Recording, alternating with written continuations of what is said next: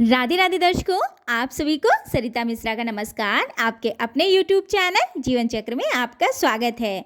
दर्शकों, आमलकी एकादशी आने वाली है, तो चलिए दर्शकों जान लेते हैं आमलकी एकादशी कब पड़ रही है और शुभ मुहूर्त क्या रहेगा, पारण का क्या समय होगा और पूजा सामग्री के अंतर्गत विशेष करके आपको क्या क्या रखना है, पूजा विधि क्या रहेगी और आमलकी एकादशी का क्या महत्व है। तो चलिए दर्शकों वीडियो प्रारंभ करते हैं। दर्शकों, हमारे सनातन धर्म में एकादशी का बहुत ही महत्व है। दर्शकों, फागुन मास के शुक्ल पक्ष की एकादशी तिथि को आमलकी एकादशी या फिर इसको एक और नाम से दर्शकों जानते हैं रंग भरी एकादशी, इन दो नामों से इसे जाना जाता है। दर्शकों, इस दिन हम जानते ही हैं भगवान विष्णु अर्थात हमारे भगवान श्रीमन नारायण और धन की देवी यानी माता लक्ष्मी की पूजा की जाती है। दर्शकों, इस दिन भगवान श्री हरि विष्णु की पूजा भाव के साथ करने से अच्छे और शुभ फलों की प्राप्ति होती है।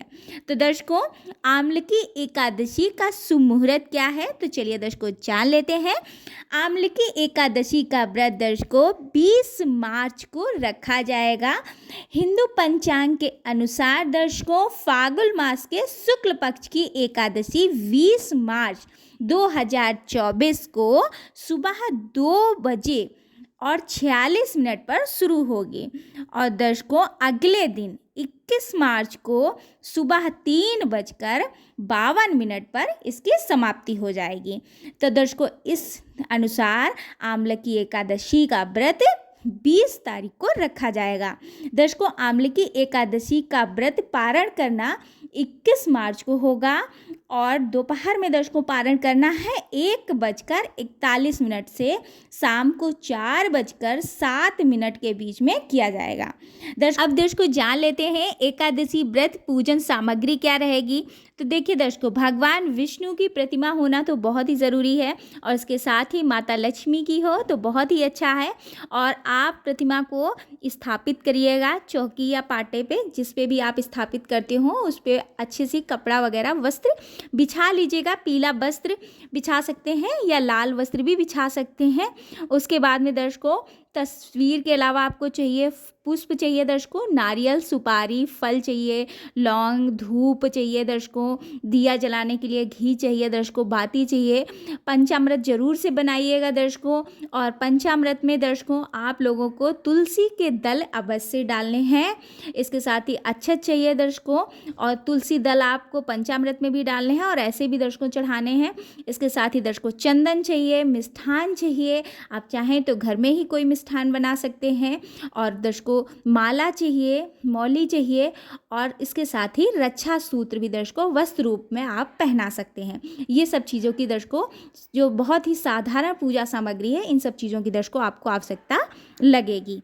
तो चलिए दर्शकों जान लेते हैं आमलकी एकादशी व्रत का क्या महत्व है। तो दर्शकों आमलकी का अर्थ होता है दर्शकों आंवला। तो दर्शकों भगवान विष्णु ने आंवले को यदि वृक्ष के रूप में प्रतिष्ठित किया है। दर्शकों धार्मिक मान्यता भी है कि आमलकी एकादशी के दिन आंवला के अंदर भगवान श्री हरि विष्णु की पूजा की जाती है और मानते हैं कि उसमें उनका वास होता है। दर्शकों वहीं इस दिन भगवान शिव जी माता पार्वती के साथ पहली बार शादी के बाद काशी गए थे, ऐसे भी दर्शकों मान्यता है। इसलिए इस दिन महादेव को गुलाल अर्पित किया जाता है। दर्शकों उनके वैवाहिक जीवन में रूठी खुशियाँ वापस लौट आती हैं और इस एकादशी पर दर्शकों किसी मंदिर में आंवले का पौधा भी लगाते हैं दर्शकों या लगाना शुभ मानते हैं।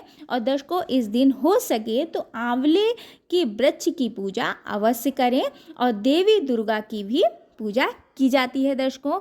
तो इस तरीके से दर्शकों आमलकी एकादशी का महत्व है। इसमें विशेष करके आंवले के वृक्ष का दर्शकों महत्व ज़्यादा बताया गया है। उसकी पूजा आराधना करना, गुलाल आदि चढ़ाना, पूजा पाठ में दिया जलाना, धूपबत्ती सुलगाना, जल देना, इसके साथ ही आंवले का वृक्ष लगाना।